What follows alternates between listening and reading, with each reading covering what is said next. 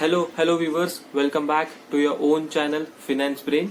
सो आज का टॉपिक है which is the riskiest derivative instrument in the world. ऐसा कौन सा डेरिवेटिव इंस्ट्रूमेंट या प्रोडक्ट है which is riskiest throughout the world. And I can bet on this that after watching this video you will get a knowledgeful insight, you will excel your knowledge। आपको ऐसा knowledge कभी नहीं मिला होगा और आपको ये सब चीजों के बारे में पता होगा, पर आपको एक एडवांस लेवल का नॉलेज मिलेगा इस वीडियो को देखने के बाद। सो let's start with the video. और अगर आपको डेरिवेटिव और डेरिवेटिव प्रोडक्ट्स के बारे में एक डिटेल्ड एनालिसिस चाहिए, एक एडवांस नॉलेज चाहिए, तो आप मुझे कमेंट सेक्शन पे मेंशन कीजिएगा, तो मैं उसके ऊपर एक डिटेल्ड वीडियो बनाऊंगा। क्योंकि एक साथ डेरिवेटिव्स प्लस उसके प्रोडक्ट्स, ये इससे लंबा वीडियो बन जाएगा। तो आप मुझे मेंशन कीजिएगा, मेजोरिटी कमेंट्स आएंगे तो मैं उस पर अलग से वीडियो बनाऊंगा। So let's start with the video. So before going to the riskiest derivative instrument, हम डेरिवेटिव टर्म का मीनिंग जान लेते हैं पहले। So what is derivative? Derivative has 3 features and the 4th feature which is an add-on by me। तो basic 3 features होते हैं derivative के। First, future settlement. तो अगर फॉर एन एग्जाम्पल, अगर आपको 1 महीने के बाद आपको एक पेन चाहिए, आपको एक पेन खरीदना है, तो आज ही आप उस पेन के बाइंग के कॉन्ट्रैक्ट पे एंटर कर सकते हो और फ्यूचर सेटलमेंट का म्यूचुअल कंडीशन रख सकते हो कॉन्ट्रैक्ट पे। मतलब 1 महीने के बाद या 2 महीने के बाद आप उस कॉन्ट्रैक्ट को सेटल कर सकते हो। So first is future settlement. Second, no need of entire transaction amount, only margin money is required. मतलब फॉर एन एग्जाम्पल, अगर आपको एक पेन चाहिए which is cost 100 rupees, okay, तो अगर आप आज मार्केट में जाके वो पेन खरीदते हो तो आपको उसके लिए 100 रुपया देना होगा और वो वेंडर आपको पेन दे देगा। पर डेरिवेटिव इंस्ट्रूमेंट, डेरिवेटिव कॉन्ट्रैक्ट में एंटर करते वक्त आपको सिर्फ और सिर्फ मार्जिन मनी देना है। फॉर एग्जाम्पल 20 to 30% मार्जिन, मतलब 20 रुपीज देकर आप डायरेक्टली पेन के बाइंग के कॉन्ट्रैक्ट में एंटर हो जाओगे और when there is a future settlement date, वो टाइम पे आपको पूरा का पूरा पैसा देना है। So it is very useful कि आपका पूरा का पूरा कैपिटल ब्लॉक नहीं होगा और सिर्फ 20% के कैपिटल में ही आप एक कॉन्ट्रैक्ट में एंटर हो जाओगे। Third is the feature is it is derivative has an underlying asset. तो हर डेरिवेटिव का अंडरलाइंग एसेट होता है। व्हाट मीन्स अंडरलाइंग एसेट, हम एग्जांपल से सीखेंगे। अगर रिलायंस का स्टॉक कैश मार्केट का and Reliance stock future, okay, तो जैसे रिलायंस का कैश मार्केट का स्टॉक 10 रुपए से ऊपर जाएगा, तो एग्जैक्टली रिलायंस स्टॉक फ्यूचर भी 10 रुपए से ऊपर जाएगा। So the Reliance future is depended on its underlying asset of Reliance cash market stock।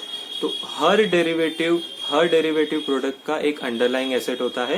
तो the underlying asset directly correlate करता है फ्यूचर्स के साथ, डेरिवेटिव कॉन्ट्रैक्ट के साथ। And the fourth and the important feature which is an add on by me, so it is used for hedging.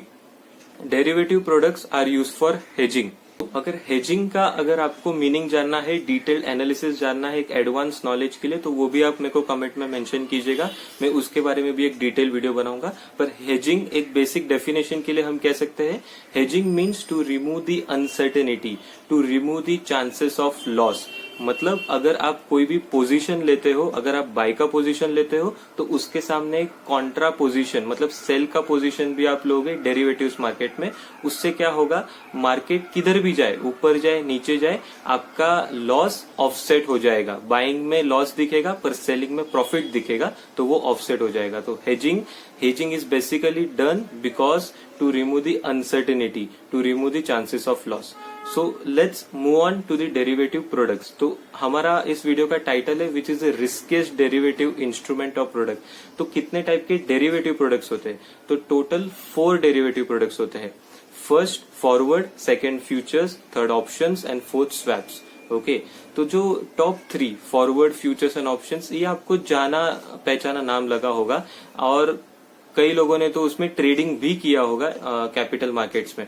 पर जो swaps है, जो फोर्थ ऑप्शन है, तो वो एक अलग चीज है। उसके लिए भी एक डिटेल वीडियो बन सकता है अगर आप कमेंट में मेरे को मेंशन करते हो कि अगर उसके बारे में आपको एक एडवांस नॉलेज चाहिए तो मैं उसके लिए भी वीडियो बनाऊंगा। पर for a definition, swap means to exchange the cash flows of different entities. For example, अगर bank X and bank Y है, अगर बैंक एक्स के पास फ्लोटिंग इंटरेस्ट का कैश फ्लो आ रहा है पर बैंक वाई के पास फिक्स्ड इंटरेस्ट कैश फ्लो आ रहा है, पर इन दोनों का जो नीड है, बैंक एक्स को चाहिए है फिक्स चाहिए पर बैंक वाई को चाहिए फ्लोटिंग, तो ये दोनों अपना कैश फ्लो एक्सचेंज कर सकते हैं, स्वैप कर सकते हैं। So basically swap is to exchange the cash flows.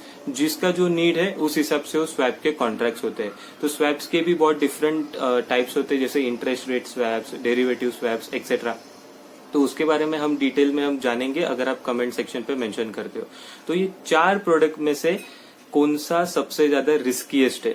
और फ्यूचर्स एंड फॉरवर्ड जो टॉप 2 डेरिवेटिव कॉन्ट्रैक्ट्स है, तो वो दोनों सिमिलर है, कॉन्ट्रैक्ट्स दोनों सिमिलर है, पर जो एक डिफरेंस है मेन वो है फॉरवर्ड जो है वो ओटीसी ट्रेड होता है, मतलब प्राइवेटली ट्रेड होता है, पर फ्यूचर्स जो है वो दोनों जगह पे ट्रेड होता है, ओटीसी एंड थ्रू एक्सचेंज।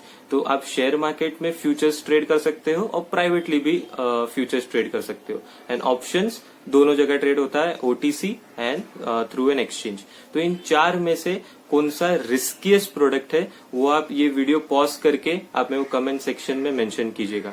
सो ये जो क्वेश्चन है मैं इतना स्पेसिफिकली क्यों मैं हाईलाइट करके पूछ रहा हूँ ये, क्योंकि मैंने मेरे इंडस्ट्रियल ट्रेनिंग के लिए बहुत जगह इंटरव्यूज दिए थे, आईबीज में, इन्वेस्टमेंट बैंकिंग में मैंने इंटरव्यूज दिए थे, और मेजरली और कॉमनली और ये कॉम्प्लिकेटेड क्वेश्चन हर जगह पूछा गया था, और मेजॉरिटी कैंडिडेट्स का आंसर था फ्यूचर्स, और आपका भी आंसर शायद फ्यूचर रहेगा, पर it is a wrong answer. The correct answer is options. Why options? Why options? Because अगर for example Nifty 14,000 odd levels पे ट्रेड हो रहा है और आपका एक्सपेक्टेशन है कि जनवरी मंथ के एंड में निफ्टी 13,500 या उसके नीचे एक्सपायर होगा, तो आप 13,500 का पुट बाय करते हो जनवरी एंड के एक्सपायरी का, ओके। पर बाय चांस अगर 13,500 के ऊपर एक्सपायरी हुआ, मतलब आपका प्रेडिक्शन रॉन्ग हुआ, तो entire premium which you have paid, yes, because options में आपको प्रीमियम पे करना होता है, तो entire premium which you have paid will be get to nil, वो हो जाएगा 0 premium at the end of the expiry. तो अगर आप 1 लाख रुपीस के कैपिटल के साथ शेयर मार्केट में आए हो और ट्रेडिंग किया है आपने चालू, और ऑप्शंस में आपने उस 13,500 के स्ट्राइक प्राइस के 1 लाख अमाउंट के जितने कॉन्ट्रैक्ट्स बाय कर लिए हैं, और आपका प्रेडिक्शन रॉन्ग होता है, तो आपका एंड ऑफ द एक्सपायरी में प्रीमियम 0 होगा, मतलब 1 lakh rupees has been wiped out, 100% loss on capital. तो इससे ज्यादा रिस्कीस्ट डेरिवेटिव इंस्ट्रूमेंट किधर भी नहीं है, इन चारों में कोई भी नहीं है।